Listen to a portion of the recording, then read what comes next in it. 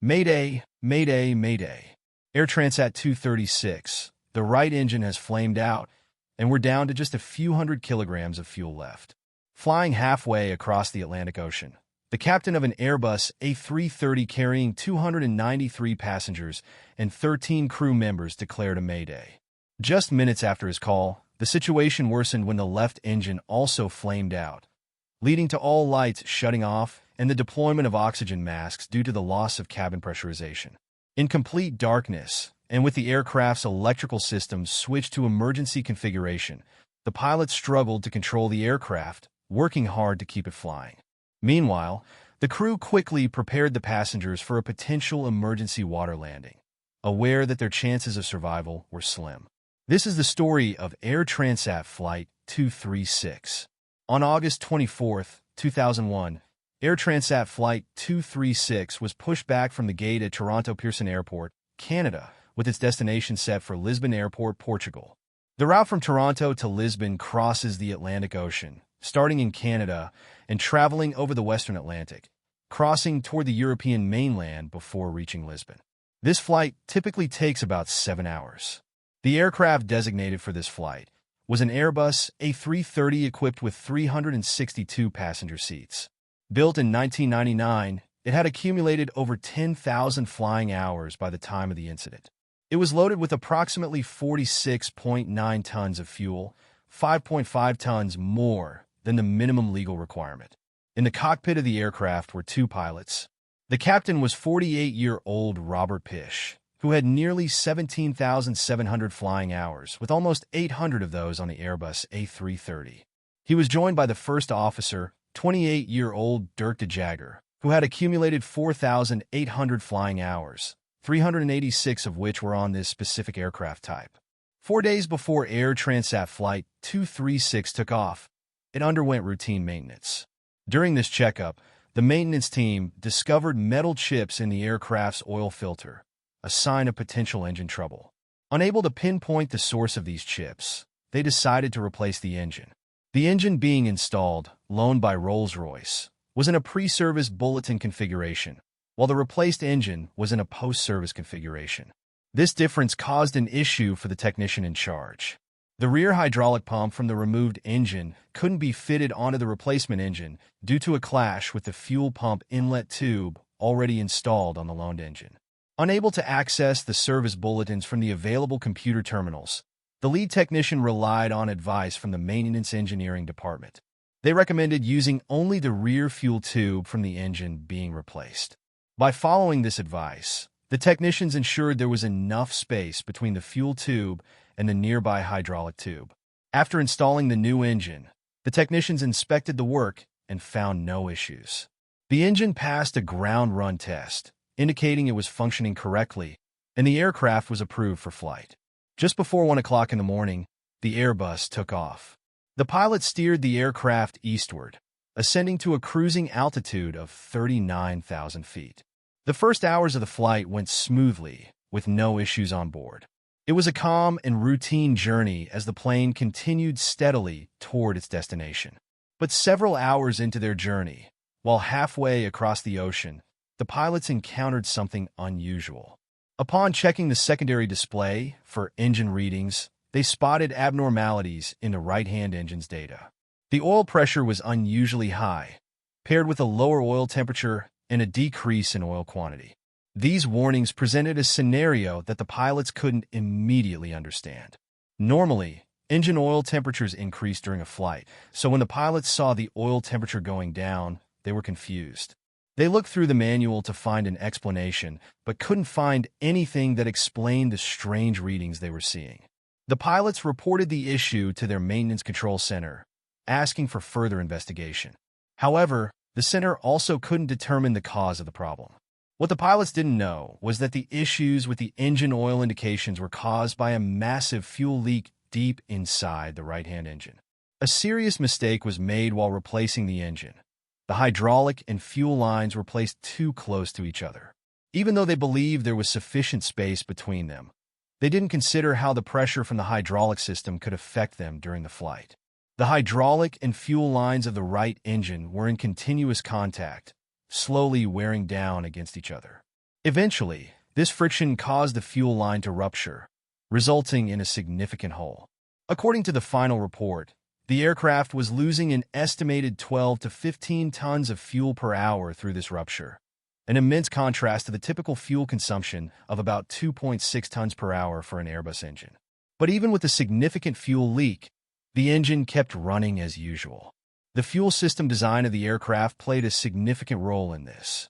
The fuel system of this Airbus is designed with multiple fuel tanks.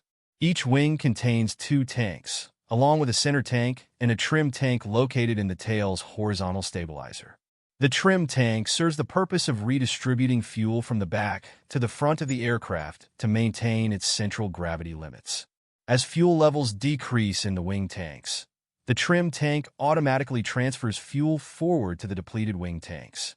This transfer is normally not scheduled to take place until 35 minutes from the destination airport, when the wing tanks are below 4 tons, or when the aircraft descends below flight level 245. This process ensures a balanced fuel distribution for landing. However, in this instance, the trim tank initiated its final fuel transfer prematurely, directing all its remaining fuel forward into the wing tanks much earlier than usual. Despite there being an indication in the cockpit, the pilots did not immediately recognize the abnormality. While still dealing with the oil pressure issue, an advisory message flashed on the ECM, the central display unit in the cockpit that alerts the pilots when action is needed. The message noted a fuel imbalance between the tanks in the left wing and those in the right wing. A fuel imbalance means that there's more fuel in the tanks of one specific wing than in the other, which is a problem because the aircraft needs to be balanced.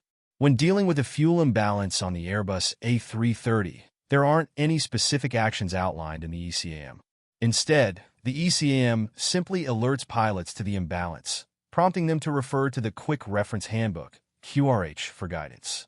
This handbook is designed to guide pilots through non-normal procedures. Given their familiarity with handling imbalances from simulator training, the captain decided to rely on their experience and memory rather than consulting the QRH. They opened the crossfeed valve and shut off the fuel pumps in the right wing, intending to transfer fuel from one side to the other. However, unbeknownst to them, this action only worsened the fuel leak, as fuel was being directed from the left wing tank through the damaged right side of the aircraft. Had they consulted the QRH, the first instruction would have cautioned against proceeding with the checklist if a fuel leak was suspected. Within just 10 minutes, as they watched the fuel levels drop rapidly, the pilots realized that the total amount of fuel remaining on board had fallen below the level necessary to safely reach Lisbon. Facing this critical situation, they began exploring alternative landing sites. In the vast expanse of the Atlantic Ocean, the pilots had limited options. They identified Lodges Airport, located on the island of Terceira in Portugal, as a viable diversion point.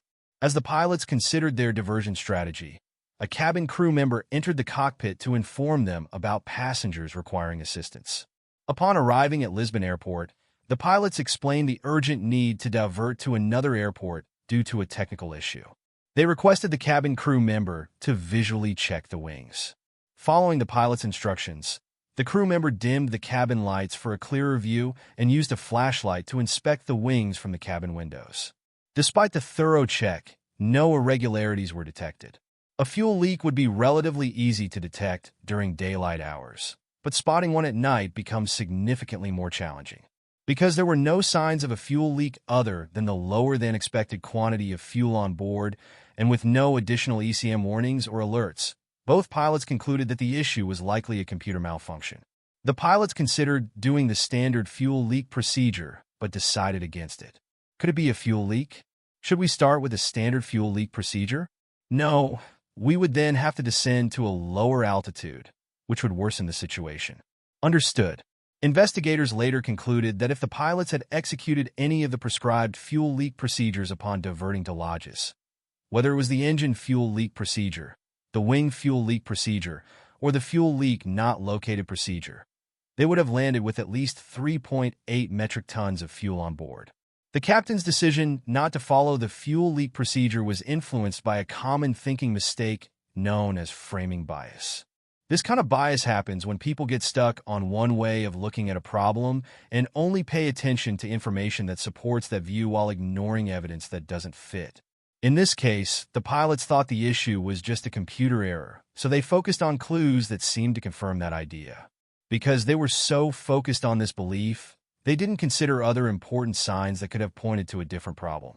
The pilots found themselves immersed in a whirlwind of tasks, communicating with maintenance control, conducting checklists, and coordinating with cabin crew and air traffic control for the diversion. Amidst this hectic environment, they struggled to find a moment to step back and reevaluate their initial assumptions. Despite their recent attempt to address the fuel imbalance by transferring fuel between tanks, the problem didn't go away, and fuel continued to drain rapidly. In reaction to the continued abnormally high rate of reduction in the fuel onboard quantity reading, the crew selected the right-wing fuel pumps to on and the left-wing pumps to off. These selections established a cross-feed of the fuel in the right-wing tanks to both engines. The pilots then set a course for Lodge's Airport. They notified Santa Maria Air Traffic Control of their diversion, citing a critical fuel shortage. By this point, the aircraft was carrying 7 tons of fuel, which accounted for merely 6% of the aircraft's total fuel capacity. As the fuel levels kept dropping at an alarming rate, the captain maintained communication with the maintenance control center in an effort to resolve the problem. He experimented with various configurations of the fuel system. However, despite these attempts, the amount of fuel continued to decrease. Any remaining doubts were quickly cleared when the right-hand engine flamed out, occurring as the aircraft was at flight level 390 and was 150 miles from the airport. In response, the captain swiftly increased thrust to the remaining engine. Although the aircraft could still stay airborne with only one engine functioning, maintaining an altitude of 39,000 feet was no longer feasible. At this critical juncture, the aircraft's fuel dwindled to a mere 600 kilograms. The pilots realized that they were facing a life-and-death situation. The first officer declared an emergency to air traffic control. Mayday, mayday, mayday. Air Transat 236, the right engine has flamed out, and we're down to just a few hundred kg of fuel left. Moments later, the first officer used the public address system to inform the cabin crew and passengers that they would be landing shortly and to prepare for the possibility of an emergency water landing. 13 minutes after the right-hand engine flamed out and still 120 kilometers from the airport, the left-hand engine also flamed out. As electrical power failed, the cockpit was enveloped in darkness. As the plane descended, the cabin pressure dropped, causing oxygen levels to decrease. Passengers and crew had to put their oxygen masks on. With both engines having stopped working, the aircraft lost its main source of electrical power. A crucial fail-safe mechanism, the ram air turbine, deployed from beneath the aircraft. As the plane moved through the air, this device harnessed the wind to generate a small amount of electricity, sufficient to keep the most important instruments and systems operational. However, the absence of engine power resulted in the loss of wing spoilers, nose wheel steering, and thrust reversers, making maneuvering and landing significantly more challenging for the pilots. The crew finished the procedure for when all engines stopped working and started gliding toward the airport. Here, the tower controller flickered the runway lights on and off to help the pilots find their way to the runway amidst the darkness of the Atlantic Ocean. To stay in the air as long as possible, the captain maintained a descent speed between the recommended glide speed and the stall warning speed. This way, he could control how fast they went down, but it was important to stay high enough because once they went too low, they couldn't go back up. But the captain faced additional challenges. He needed to maintain the speed above 140 knots to ensure power from the ram air turbine, while also avoiding speeds over 200 knots, which could complicate landing gear extension. As they neared runway 33, he realized his high-altitude strategy might have worked too well. Instead of being at the normal approach altitude of about 3,000 feet 10 miles from the runway, they were at 13,000 feet just 8 miles away. This was much higher than expected, especially with no engine power to quickly drop altitude. The captain performed a 360 degrees turn, a technique often used in gliding to lose about 4,000 to 5,000 feet. At the same time, the first officer put down the landing gear and adjusted the slats at the front of the wings. These steps were vital giving the plane more lift and letting it slow down without too much drag. After a 360 degrees turn, the captain leveled the plane's wings as they neared the runway. However, they were still dealing with being at the wrong altitude. Too high for a normal landing approach, but too low to try another complete turn to lose altitude. With no room for mistakes. Every move and decision was critical as the plane headed for the runway, without any opportunity for do-overs. On the final approach, the first officer carefully watched the airspeed. Because both engines flamed out, they couldn't use flaps, meaning they had to land at a much faster speed of about 200 knots instead of the usual 145 knots. The first officer played a crucial role, constantly updating the captain on airspeed and altitude, helping him manage the challenging landing. Moments later, the aircraft hit the runway hard, causing 8 out of 12 tires to burst. The plane bounced back into the air before touching down again, almost 3,000 feet from the start of the runway.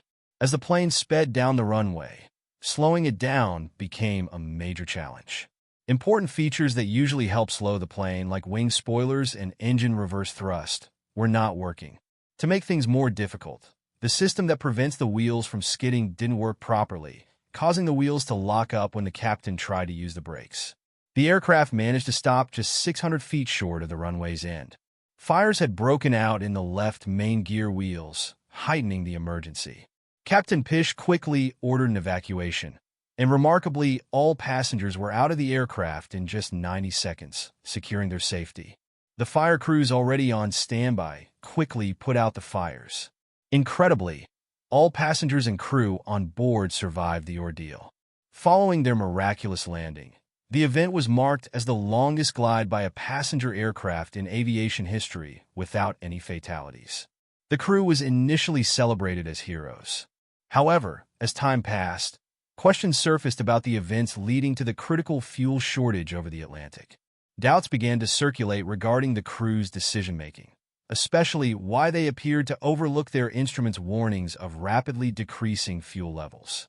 Following the incident, significant changes were made to aviation safety protocols. Airbus introduced a new warning system in their flight management computers, designed to alert pilots to a significant fuel loss, a key indicator of a potential fuel leak. Moreover, training now emphasizes the effective management of fuel leaks and the interpretation of non-normal checklists more strongly. The final report acknowledged the pilot's failure to detect the fuel leak, but praised their exceptional response after the engines failed. It commended the captain for expertly controlling the aircraft during the engines-out descent and landing despite the challenging conditions. The first officer was praised for providing valuable support during the glide and landing. The captain and first officer were therefore honored with the Superior Airmanship Award by the Airline Pilots Association. In conclusion, 3 primary factors contributing to the incident can be identified. Firstly, the improper installation of the spare engine was identified as the root cause of the fuel leak. Secondly, the crew's lack of training in handling fuel leak-related imbalances and the absence of such scenarios led them to focus solely on balancing fuel without considering the possibility of a leak. Lastly, cognitive bias played a role, as the crew's assumptions hindered their ability to recognize and address the situation effectively. This important story teaches us how crucial it is to train well, check equipment carefully, and always be ready to deal with unexpected problems. If you enjoyed this video, please consider giving it a thumbs up, sharing it with your friends, and subscribing to our channel for more incredible stories. Don't forget to hit the bell icon to get notified about our latest uploads. Thank you for watching.